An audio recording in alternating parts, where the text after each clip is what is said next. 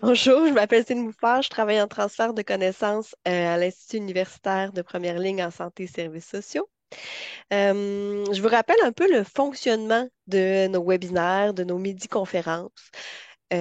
Premièrement, on va avoir 45 minutes de présentation de nos invités, suivi d'un 15 minutes de questions, discussions, où est-ce qu'on va pouvoir vraiment finalement avoir ce moment d'échange-là ensemble. Je vous encourage, c'est toujours plus interactif.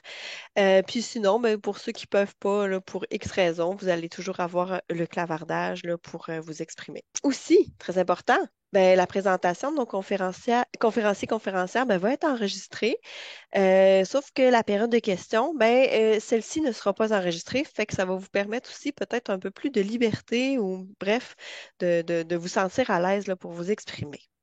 J'en profite aussi pour dire que l'enregistrement va être déposé sur le site de l'Institut universitaire de première ligne en santé et services sociaux. On va vous mettre le lien aussi dans le clavardage.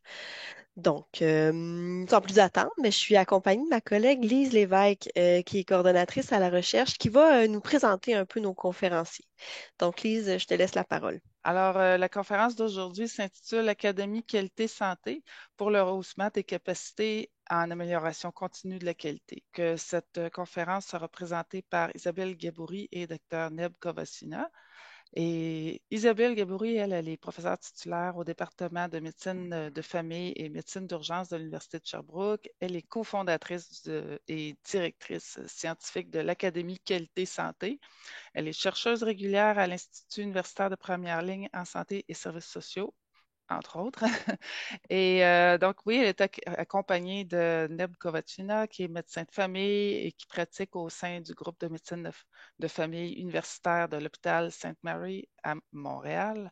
Il est directeur de programme de l'amélioration continue de la qualité au département de médecine de famille de l'Université McGill et il est cofondateur et directeur clinique de l'Académie Qualité Santé. Merci beaucoup, Lise. Puis merci à l'Institut universitaire pour l'invitation pour ce midi conférence. C'est très apprécié. On s'en vient vous montrer un projet qu'on a réfléchi il y a déjà plus d'un an, même presque deux. Ouais, on arrive presque à notre deuxième année depuis l'idée. Donc, ça nous fait vraiment plaisir de venir vous présenter le produit qui a été développé dans les dernières années. Donc, si on y va d'emblée, peut-être un petit clin d'œil à l'historique de la Sécu. L'amélioration continue de la qualité, on en entend beaucoup parler. On a l'impression que bon, c'est très présent là, dans le système de santé aujourd'hui, mais ça date pas d'hier quand même, l'amélioration continue de la qualité. Euh, Parfois, on oublie, mais il y a 2 semaines environ, on a fêté le 100e anniversaire de la route Deming. Donc, ça date de vraiment longtemps, les premiers balbutiements de l'amélioration continue de la qualité. Puis pour faire un petit historique, là, entre les années 20 et les années 60, c'est vraiment là où on a vu tout le développement de l'outil, la structure, puis les méthodes. J'ai mis une chaîne de montage. Il faut savoir que l'amélioration continue de la qualité, ça a d'abord servi justement aux chaînes de montage, à Ford, à Toyota, qui ont développé l'amélioration continue de la qualité pour être capable d'atteindre une meilleure performance. Par la suite, dans les années 80, c'est là où on a vu une certaine structuration de ces outils-là et qu'on a commencé à développer des modèles, des méthodes pour utiliser les outils. Et c'est là où on a vu la naissance des modèles Lean et Six Sigma dont on entend souvent parler. Eux aussi étaient vraiment là, utilisés dans les milieux surtout industriels. Et il y a eu, grâce à ces modèles-là, vraiment un développement fulgurant là, de la standardisation des processus puis de la diminution du gaspillage. Donc, c'est vraiment l'objectif clé des modèles Lean et Six Sigma. Puis, 10 ans plus tard, on commençait à utiliser les modèles Lean, Six Sigma dans le milieu de la santé et c'est là où on s'est rendu compte que peut-être qu'on avait besoin de travailler davantage en systémique, qu'on avait besoin davantage de travailler avec la complexité dans les milieux de santé, avec le changement humain, la résistance au changement et c'est là qu'est apparu le modèle d'amélioration qui est un peu le prolongement de ce qui s'était fait en ligne et en Six Sigma, avec tous les compléments là, qui étaient manquants que je viens d'énumérer. Donc, pour pouvoir mieux appréhender la complexité, puis l'humain dans le changement. Je vais en reparler tout à l'heure. Je vais vous montrer un peu de quoi ça a l'air, le modèle d'amélioration. C'est le modèle avec lequel on a beaucoup travaillé avec l'Académie, puis c'est le modèle qui est prôné, en fait, c'est l'Institut Institute for Healthcare Improvement aux États-Unis, qui sont connus partout dans le monde. C'est eux qui ont créé le modèle d'amélioration là, en évolution avec ce qui s'était fait à ce moment-là. Au Québec, mais on n'est pas en reste. Comment on a vu apparaître la Sécu au Québec de manière beaucoup plus soutenue?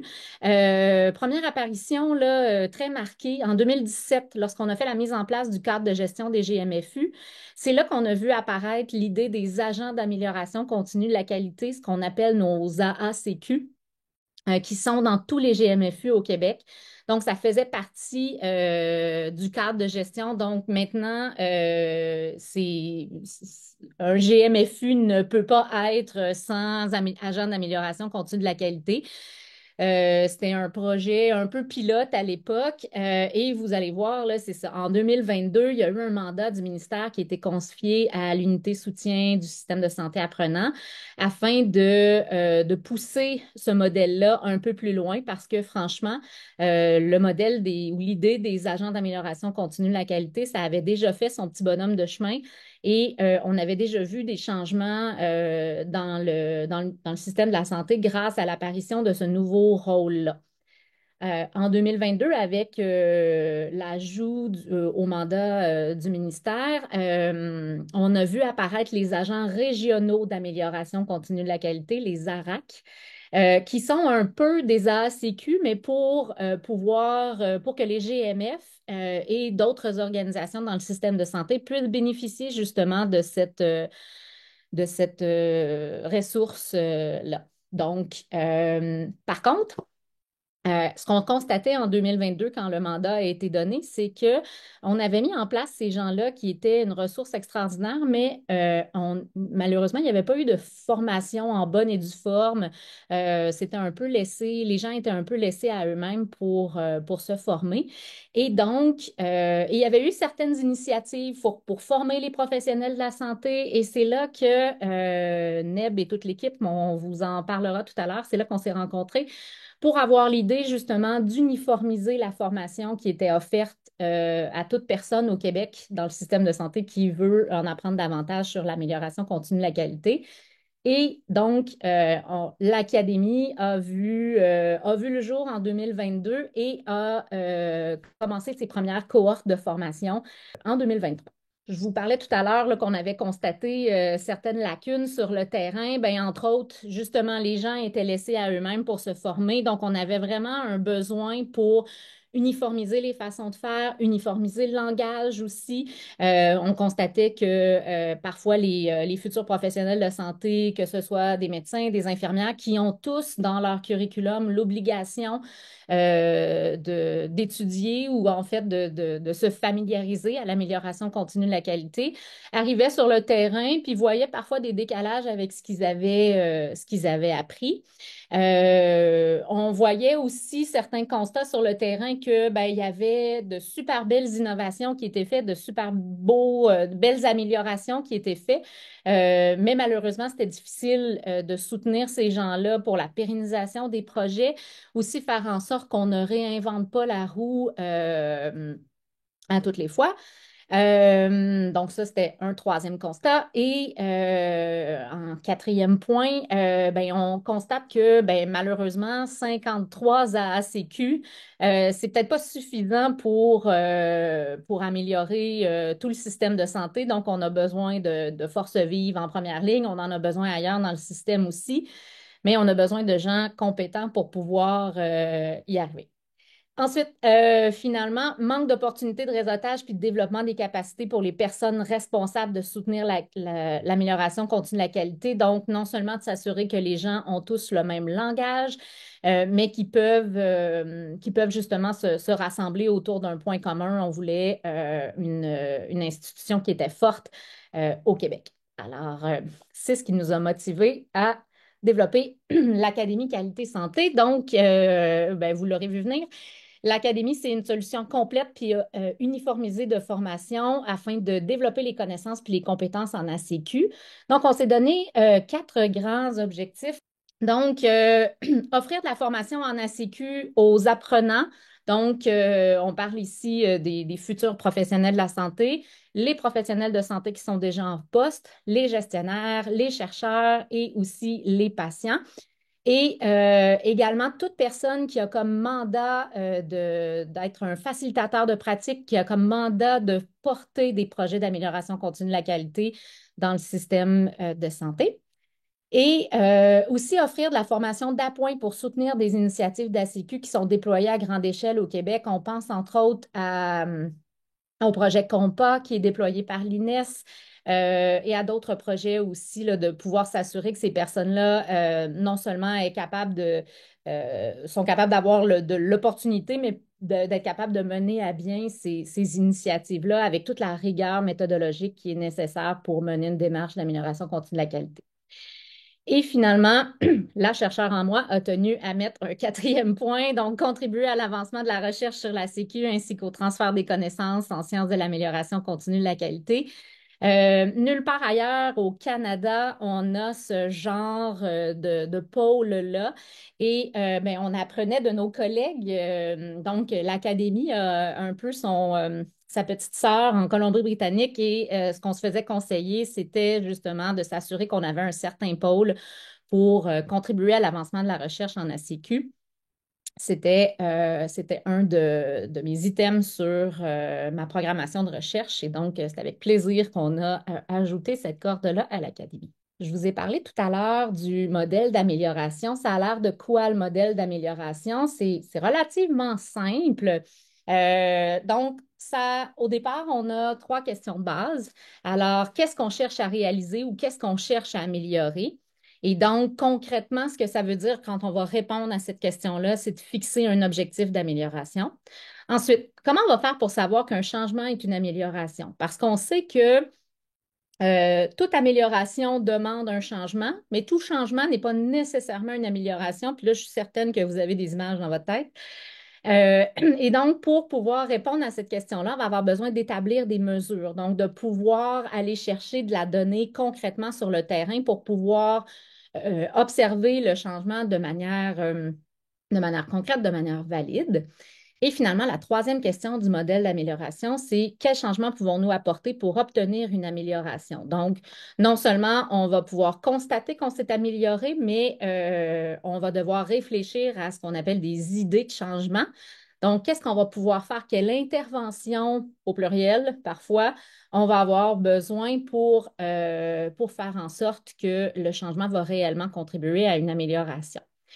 Et tout ça s'assoit, j'en ai parlé tout à l'heure sur la fameuse route Deming qu'on a francisée. Donc, vous la connaissez peut-être sous l'acronyme PDSA, en français Planifier, Réaliser, Étudier, Agir. Et là, vous comprendrez d'où vient la fleur dans le logo de l'Académie Qualité Santé. C'est un petit clin d'œil à la route Deming.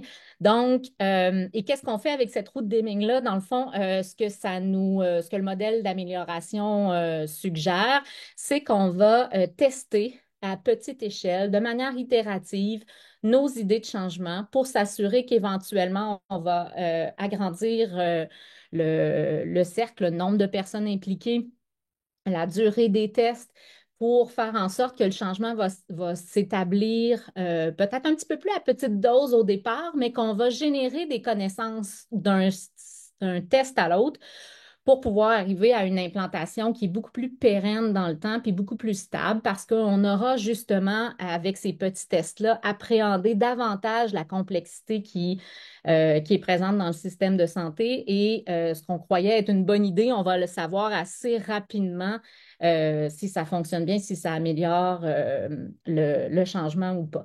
Parfois, on entend que le modèle d'amélioration est lié au concept de failed fast, échouer rapidement. De plus en plus, on comprend, les gens amènent que c'est pas tant fail fast, mais c'est apprendre rapidement. Alors, ce qu'on veut avec ces tests-là, c'est apprendre sur notre système pour pouvoir le modifier, pour pouvoir amener l'amélioration. Alors, Lise en a parlé tout à l'heure. Je vous ai parlé d'une fabuleuse équipe. Donc, Lise Boulanger, Louis-Xavier Daou, Neb et moi-même, on avait tous été formés. Je sais que Neb va en reparler tout à l'heure, mais pour donner le programme de formation Practice Improvement Initiative du Collège des médecins de famille du Canada. Et donc, on s'est retrouvé avec ce besoin-là de pousser davantage l'amélioration continue de la qualité dans nos milieux. Et on s'est séparé un peu la tarte. Les trois médecins sur l'équipe, les trois médecins fondateurs, avaient vraiment un intérêt vif pour développer la formation pour les professionnels de santé, les gestionnaires, les apprenants. Moi, j'avais vraiment un intérêt pour développer la formation qui était offerte aux facilitateurs de pratique. Donc, on a décidé de travailler ensemble pour développer ce qu'est l'académie aujourd'hui. Et donc, vous voyez là, toutes nos formations et un peu les backgrounds desquels on provient. Donc, c'est pas tout d'avoir l'idée, encore faut-il aller chercher les ressources, le financement. Donc, le financement de l'Académie nous provient entièrement du ministère de la Santé et des Services sociaux. C'est venu aussi avec le mandat justement de développer la formation tant pour les professionnels, les gestionnaires, les apprenants et les facilitateurs de pratique. Ça faisait du sens de travailler avec l'unité soutien qui, eux, avaient eu le mandat de déployer l'amélioration continue de la qualité. Donc, ils sont collaborateurs avec l'Académie. Vous avez là quelques logos intéressants. Donc, Institute for Healthcare Improvement, ceux qui portent le modèle d'amélioration. Donc, on avait tous eu de la formation de cette organisation-là. Donc, c'était important pour nous de les impliquer dans le développement d'un pan québécois pour l'Académie. On a aussi travaillé avec le Centre d'excellence sur le partenariat avec les patients et le public, le CEPPP, pour développer tous les aspects de partenariat patient en amélioration continue de la qualité. Donc, on a vraiment travaillé pour avoir du contenu exclusif à l'Académie sur le partenariat patient. On a travaillé également avec AFI, qui est une organisation québécoise qui a la licence pour l'International Coaching Federation parce que, j'en ai parlé tout à l'heure, la résistance au changement, c'est quelque chose qui parfois peut être présent dans l'amélioration continue de la qualité. Donc, eux avaient les droits de pouvoir enseigner et on en entend beaucoup parler de ça dans les dernières années, du coaching, comment on peut coacher les gens dans le changement. Et on croyait fermement à l'Académie qu'on avait besoin justement d'ajouter de la formation, surtout pour nos facilitateurs de pratique. Alors, on est allé, encore une fois, avec AIFI, développer du contenu exclusif qui intègre bien le coaching à l'amélioration continue de la qualité. Donc, ce n'est pas quelque chose qui est à part, mais c'est quelque chose qui est pleinement intégré, puis qui est quelque chose justement d'exclusif à l'Académie. Ensuite, Choisir avec soin Québec, partenariat intéressant avec Choisir avec soin qui sont sur le point de déployer les cliniques Choisir avec soin. Vous avez peut-être déjà entendu des hôpitaux Choisir avec soin. Et donc, on a travaillé ensemble justement pour que tout ça fasse du sens pour les gens qui décident de choisir, de devenir une clinique Choisir avec soin, qu'ils aient certains points de repère, certaines méthodologies qui viennent chercher à l'académie et en retour, l'académie enseigne certains aspects aux facilitateurs pour travailler plus efficacement là, dans le mandat des cliniques Choisir avec soin. La formation continue de l'Université de Sherbrooke parce que tous nos programmes sont accrédités pour les professionnels de santé. Donc, il y a possibilité d'avoir des crédits de formation continue, tant de niveau A et de niveau B dans le volet 2. On va vous en parler tout à l'heure pour les professionnels de santé et dans le volet 3. Et clin d'œil également au Collège des médecins de famille du Canada, de qui le programme PI, Practice Improvement Initiative, est arrivé. Alors, j'ai parlé de volets, donc pour se retrouver, la structure générale de l'académie, c'est trois volets. Donc, le volet 1 qui est le grand public et le partenariat et les patients partenaires.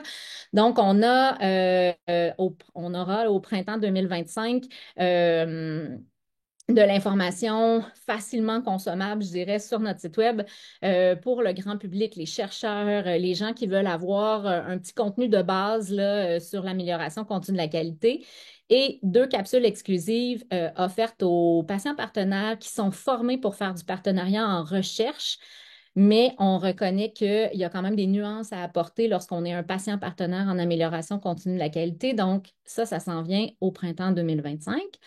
Ensuite, le volet 2 que Neb va vous présenter à l'instant pour les professionnels de la santé, les apprenants, les gestionnaires, disponible dès janvier. Et le volet 3 que je représente pour les facilitateurs de pratique, donc les agents d'amélioration continue de la qualité, mais toute autre personne aussi qui doit porter des initiatives d'amélioration continue de la qualité. Donc, on pense aux gens dans les DQEPE, il y a vraiment beaucoup de personnes là, qui ont ce mandat-là au Québec. Donc, eux peuvent retrouver tout le contenu nécessaire dans le volet 3, dont je vais vous faire part dans quelques minutes. Alors, je vais passer la parole. Non, pas tout de suite.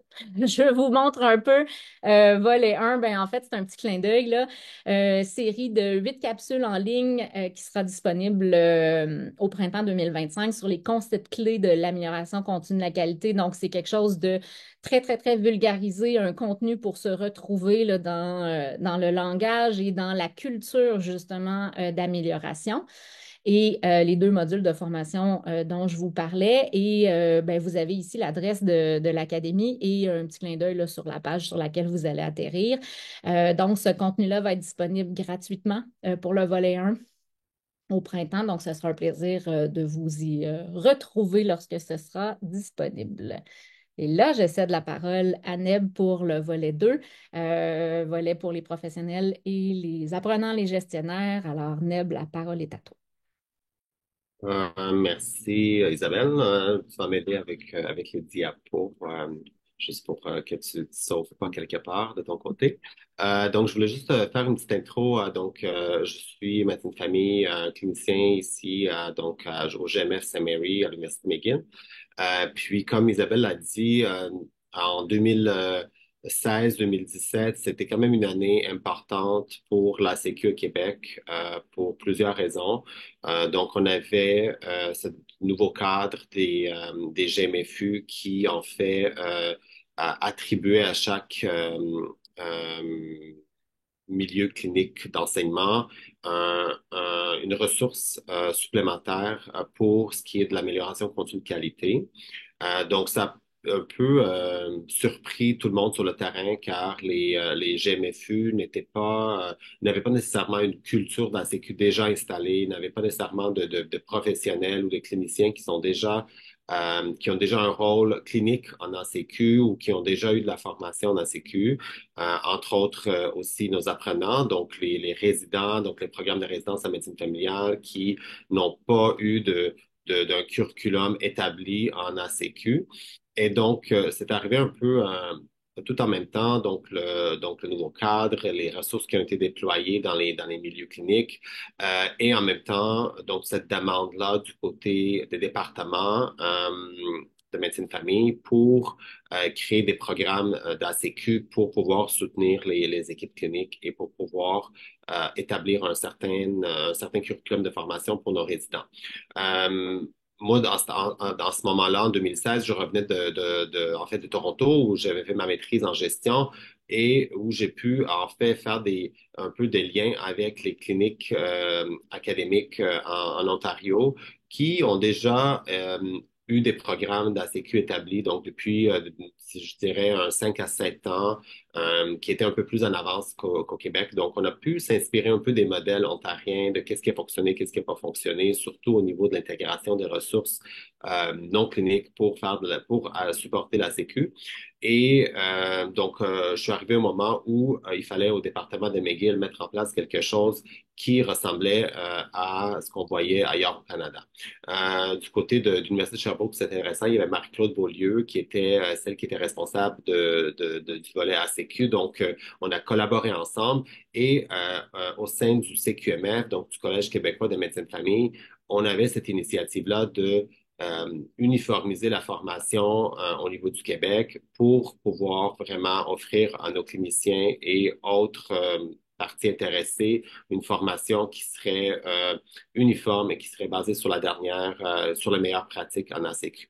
Euh, il y a eu la pandémie qui est arrivée entre-temps et donc, durant ce temps-là, on a pu se retrouver avec Isabelle et pour partir ce beau projet. Donc, c'est un peu, je donne un peu l'historique plus du côté clinique des choses. Tout ça pour dire que, voilà, donc ce qu'on offre comme formation, puis que ce qu'on voyait vraiment comme un produit intéressant, c'était vraiment un volet qui s'appelait les essentiels de l'amélioration continue pour cliniciens, mais aussi les gestionnaires en première ligne. Donc, l'idée, c'était vraiment d'offrir des formations en ligne, asynchrones, qui aideraient les professionnels de la santé, les apprenants, les gestionnaires à développer les compétences pour pouvoir initier, mais aussi diriger les projets d'amélioration dans leur équipe et soutenir toute autre équipe, donc avec des ressources spécifiques pour l'amélioration continue de qualité, donc pouvoir participer à ces initiatives-là. Donc, si on passe à la prochaine diapo, donc, comme je vous avais dit, l'approche qu'on avait, c'était vraiment basée sur l'expérience qu'on avait au Québec et au Canada. Isabelle a déjà mentionné donc l'initiative du Collège de médecine de famille du Canada qui s'appelait PIE, donc Practice Improvement Initiative, de laquelle on a élaboré les ateliers qui s'appelaient Practice Improvement Essentials, donc les essentiels de l'amélioration de la pratique, qui étaient les ateliers qui se donnaient en présentiel sur 2 demi-journées.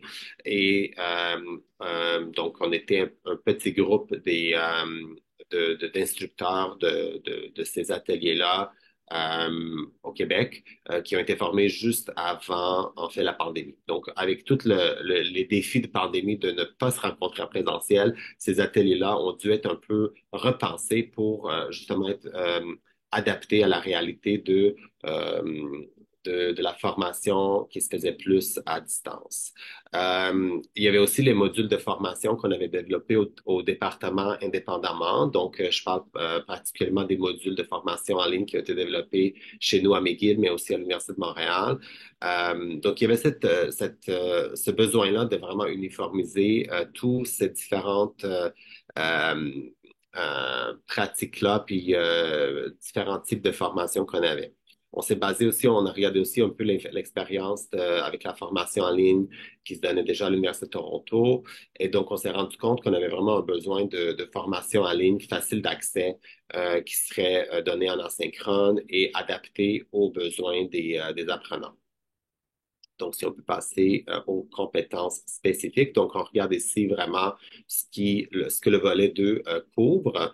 Donc, c'est de comprendre et promouvoir l'importance de l'amélioration continue de la qualité, du quintuple objectif en santé, de comprendre le problème que l'équipe cherche à résoudre et de le diagnostiquer de façon appropriée, trouver les causes du problème, à formuler un objectif d'amélioration clair, d'identifier les mesures nécessaires pour s'assurer que l'amélioration a lieu.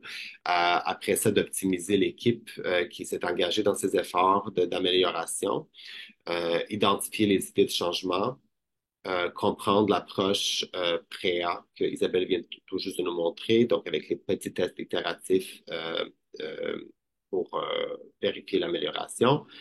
Et finalement, communiquer les résultats de l'amélioration et de planifier la pérennité des améliorations. Le parcours de formation, donc ce qui est planifié pour le début 2025, c'est vraiment donc se définir en 7 modules de formation synchrone. Ça se retrouve sur la plateforme de formation B12 Apprentix qu'on a choisi d'utiliser pour la formation AQS. Donc, 7 modules qui sont basés un peu sur la trajectoire de l'amélioration pour effectuer un projet à terme. Donc, on parle du premier module qui va être plus l'introduction à ces démarches-là. Mais après ça, les modules d'après se basent vraiment sur les étapes d'ACQ comme vous voyez à l'écran maintenant. Donc, comment définir le problème de façon pertinente, comment former une équipe d'amélioration, qui touche ce problème-là en particulier, développer les objectifs clairs et bien définis, définir les mesures, de diagnostiquer le système afin d'ajuster les objectifs et les mesures qu'on a mis en place. Après ça, d'identifier les idées de changement, qu'on va par la suite tester à travers les cycles préa. Et finalement, la dernière étape et le dernier module qu'on aborde dans cette formation-là, c'est vraiment comment implanter, pérenniser et mettre à l'échelle les changements. Je vous donne ici juste un petit overview de la plateforme de formation B12. Comme vous voyez, c'est personnalisé, donc c'est vraiment dépendant de chaque apprenant. Ça va nous donner un peu les statistiques sur quelles séquences ont été terminées, combien de temps qu'on a passé dans ces formations-là. Ça va nous donner une liste de formations qui reste à faire. Comme vous voyez, je suis très en retard pour mes formations, mais ça vous donne un peu ça donne un peu un suivi qui est dynamique. Donc, ça nous donne toujours un peu les modules qui nous restent à faire, les modules complétés, on peut les consulter aussi. Et c'est assez facile pour des apprenants à naviguer. On peut aussi regarder ici, ça c'est juste comme un screenshot un peu d'une formation en cours qui dit, bon, qui passe à un concept. Donc ici, on parle de l'historique de quintuple objectif, donc une façon interactive où on a des diapos qui défilent, mais on a aussi des vidéos, on a aussi des petites fiches donc qui peuvent être utilisées, les liens vers des ressources intéressantes. Donc, on a vraiment essayé de travailler avec les collègues de la plateforme B12 pour vraiment optimiser les fonctionnalités de cette plateforme de formation. Voilà, donc il y a aussi des possibilités de personnaliser cette formation-là. Donc, nous, c'était toujours dans l'optique d'offrir une formation complète à tous ces différents publics, mais on peut aussi être un peu plus spécifique dans qu'est-ce qu'on sélectionne pour certains groupes. Nous, on a toujours dans l'idée, vu qu'on travaille beaucoup avec les résidents de médecine famille, de moduler un peu cette formation-là pour la rendre plus digeste pour nos résidents, donc de sélectionner certaines séquences ou modules pour vraiment ressortir ce qui est important pour nos apprenants, mais ça peut être fait pour d'autres groupes aussi. Donc ça, on n'a pas encore joué beaucoup avec cette fonctionnalité-là, mais ça va venir une fois qu'on va mettre la formation sur la plateforme finalisée. Donc, il y a aussi certaines possibilités d'ajouter les activités de réflexion optionnelles dans les modules pour vraiment offrir à des gens qui ont besoin de crédits de formation continue. Je parle beaucoup des cliniciens et les médecins pour les attirer aussi à participer. Ça peut être une fonction importante à garder en tête. Donc, on essaie de vraiment intégrer ces éléments-là et de rendre certaines parties optionnelles dépendamment de qui le fait, qui fait la formation.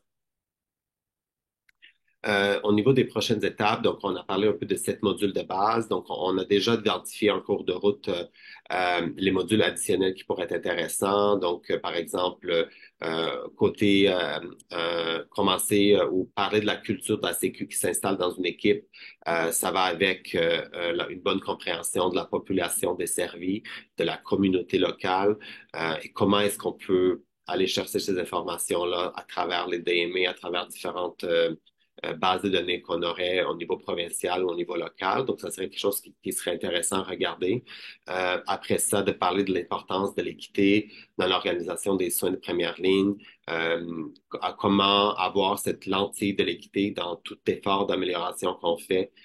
Souvent, on oublie certains groupes vulnérables quand on essaie de mettre des améliorations en place. Donc, comment ne pas perdre un peu cette direction-là. Et finalement, comment on utilise donc les données de technologie en première ligne de façon efficace, de façon pertinente, de façon à ce que ça ne reproduise pas plus de tests ou de surutilisation de ressources. Donc, ça, c'est un peu le volet choisir avec soin qui nous a allumé quand on a commencé la collaboration avec ce groupe-là. Finalement, on a pensé à un accompagnement plus intensif là, pour certains groupes qui font notre formation. On pense souvent aux équipes qui commencent à faire de l'amélioration continue ou qui veulent s'assurer que leurs premiers efforts d'amélioration sont réussis. Donc, on pense peut-être avoir un accès à des coachs d'ACQ qui seraient peut-être formés dans l'académie aussi pour justement démarrer euh, la sécu au sein d'une équipe pour s'assurer de la réussite et pour faire un suivi en lien avec un projet spécifique pour offrir ce support-là plus pratique quand ils vont aller sur le terrain pour mettre un peu en pratique leur connaissance acquise. Donc, ça, c'est quelque chose qui s'en vient probablement au courant de l'année prochaine. Donc, on n'est pas rendu à la planification de ces éléments-là.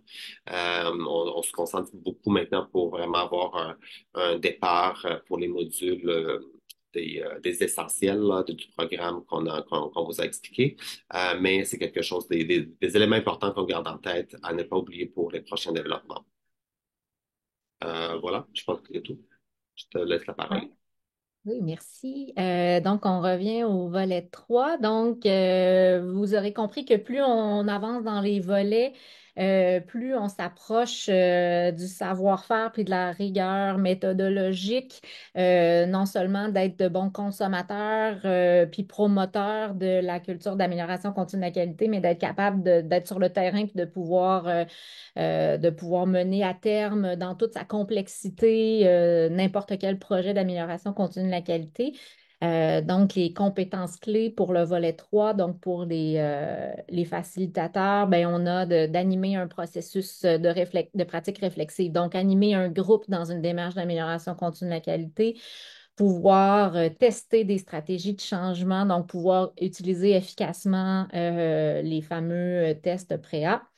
Ensuite, expliquer comment utiliser les données pour améliorer sa pratique organisationnelle ou sa pratique clinique. Donc, ce sont des gens qui sont formés pour vulgariser justement les analyses qui sont faites avec les données de la santé ou des données organisationnelles. Ce sont des gens qui sont bien équipés pour aller extraire des données, des DME ou d'autres, des dossiers médicaux électroniques ou d'autres sources de données québécoises. Et ce sont aussi des gens, ben, j'avais parlé du coaching tout à l'heure, donc ils sont capables de coacher des gens dans le changement et de faciliter l'implantation du changement à travers des stratégies efficaces. Donc, ils ont aussi certains ateliers là, sur l'implantation et la pérennisation du changement. Le parcours de formation est d'une durée de 52 semaines, donc ça totalise 80 heures de formation. Toute personne qui fait partie du volet 3 se voit assigner un mentor avec lequel il peut pousser un peu plus loin certaines informations. Le mentor est là pour vraiment veiller au bon déroulement du projet, à ce que l'apprenant soit dans un contexte sécuritaire et favorisant pour son apprentissage. Donc, on demande aux personnes qui font partie du volet 3 de travailler sur un projet durant leur formation. Je vais vous présenter un peu le parcours là, à la prochaine diapo. Donc, vous allez voir que les modules, les ateliers sont vraiment réfléchis pour accompagner un projet, une vie de projet d'amélioration continue de la qualité sur une durée d'environ 1 an. Donc, nous, on travaille davantage avec du présentiel, du synchrone, de l'asynchrone, comme on est avec les gens sur une plus longue période, et des crédits de formation continue, parce qu'il y a des gens qui sont des facilitateurs de pratique, qui sont aussi des professionnels de santé. Donc, on offre aussi des crédits de formation continue à ceux qui prennent nos formations. Le plan de formation, il est très bien garni. Comme vous pouvez le voir, on joue avec le présentiel, l'asynchrone, le synchrone. Puis vous voyez là, qu'on travaille vraiment les indicateurs, le rôle du coach. Donc ça, c'est toute le bout là, où on va parler de coaching, on parle de résistance au changement. Et vous voyez là en noir, ce sont des présentations individuelles. Donc, les gens viennent chercher de la rétroaction sur leur projet tout au long de leur parcours. Et la semaine passée, on a gradué nos premières cohortes, en fait, qui sont venus présenter leur projet. Et ça a l'air de quoi, les gens qui se présentent dans le volet 3? Ben, vous voyez ici, donc, à date, On a 69 personnes qui sont inscrites ou ont presque terminé leur parcours. Donc, on voit plusieurs à ACQ parce que c'était au départ là, ce qui a donné, ce qui était la bougie d'allumage, je dirais, du volet 3. Des agents régionaux d'amélioration continue de la qualité, une personne de la direction de l'accès, deux personnes qui ont travaillé sur le projet COMPA à l'INES, deux personnes qui ont travaillé sur le projet Accès adapté à l'Université de Sherbrooke. Et on commence à voir des gens arriver des directions de la qualité, de quelques 6 pour ne pas les nommer, mais plus ça va, je vous dirais que la cohorte 9, parce qu'on est en train de recruter des gens pour la cohorte 9, il y a beaucoup, beaucoup de gens des DQEPE, donc ça commence à faire son petit bonhomme de chemin. Je pense qu'on répond à un besoin et il y a beaucoup d'intérêt là, au-delà des personnes, des agents d'amélioration continue de la qualité. Donc, dans les 5 premières cohortes, on a 27 projets qui ont été complétés. Et je vous dirais, là, parfois, il y a des projets qui nous jettent par terre parce qu'on ne s'attendait pas à ce que, avec cette formation-là, on soit capable d'arriver à des résultats aussi fulgurants dans certains projets d'amélioration continue de la qualité. Donc, c'est vraiment intéressant de voir la petite graine qu'on sème, tout ce qu'on peut récolter au niveau du système de santé. Donc, 6 personnes qui ont quitté leur poste, puis 2 abandons pour des raisons personnelles. Puis là, vous allez voir, ça ne totalise pas 40 parce qu'on croit vraiment qu'on est là pour de la formation et non pas pour normer nécessairement quelque chose. Donc, c'est tout à fait possible si le milieu vit certains ralentissements, comme on débute 2 cohortes par année, une à l'automne, une au printemps. Si le projet prend un peu de retard, pour ne pas mettre de pression ni sur la personne qui est là, ni sur l'équipe, il est tout à fait possible de poursuivre, de poursuivre sa formation avec une autre cohorte. Alors, c'est pour ça que on n'arrive pas à 40. Thématique des projets, ben, sans grande surprise, beaucoup de projets sur l'accès. À ce jour, peu de projets avec des objectifs d'amélioration clinique, mais on pense que c'est un symptôme d'une entrée peut-être un peu timide de l'amélioration continue de la qualité dans les cliniques. Puis je pense qu'on veut avoir peut-être un bon succès avec des objectifs un peu plus organisationnels qui sont peut-être un peu moins intimidants à adresser dans un premier temps. Mais donc, on verra. Là, on commence à en avoir de plus en plus là, des objectifs d'amélioration clinique ou des objectifs de changement de pratique. Ben, suite à la graduation de nos premiers apprenants, là, on va faire une évaluation en bonne et due forme là, de l'impact clinique de nos apprenants. Juste petit clin d'œil ici, puis vous ne voyez peut-être pas là, tous nos énoncés de compétences, mais ça, c'est l'auto-évaluation de nos apprenants. Donc, en bleu foncé, on a leur auto-évaluation sur certaines compétences d'amélioration continue de la qualité à leur entrée au programme. Et le petit bâton bleu pâle, ça, c'est à la mi-parcours et on est en train de collecter les données là, pour la fin de parcours. Donc, je pense que c'est intéressant. On voit que les gens progressent quand même de manière intéressante dans le parcours. Des grands constats, je pense qu'avec les commentaires qu'on reçoit, on répond définitivement à un besoin avec le volet 3. Beaucoup de gens nous ont confié parce que c'était un enjeu, là, il y avait beaucoup de roulement de personnel parce que les gens n'étaient pas formés, parce que justement, la culture d'amélioration, ce n'est pas quelque chose qui se met en place du jour au lendemain, mais on a vu beaucoup de gens qui sont venus nous confier. Ben moi, je reste en place parce que j'ai eu la formation à l'académie, parce que maintenant, je me sens appuyée, parce que maintenant, je fais partie d'une communauté.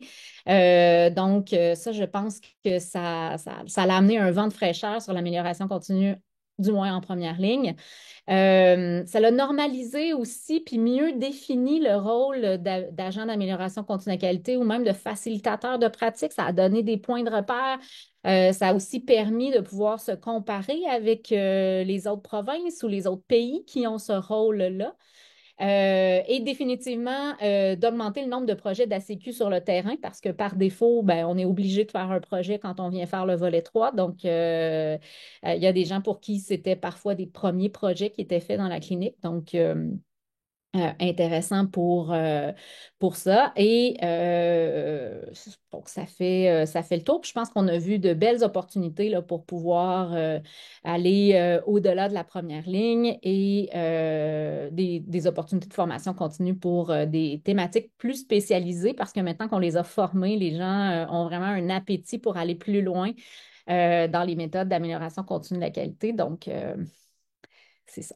Alors, ben, je vous laisse l'adresse courriel pour nous rejoindre. Et tout à l'heure, je vous avais donné le site web, puis on pourra le remettre dans le chat également.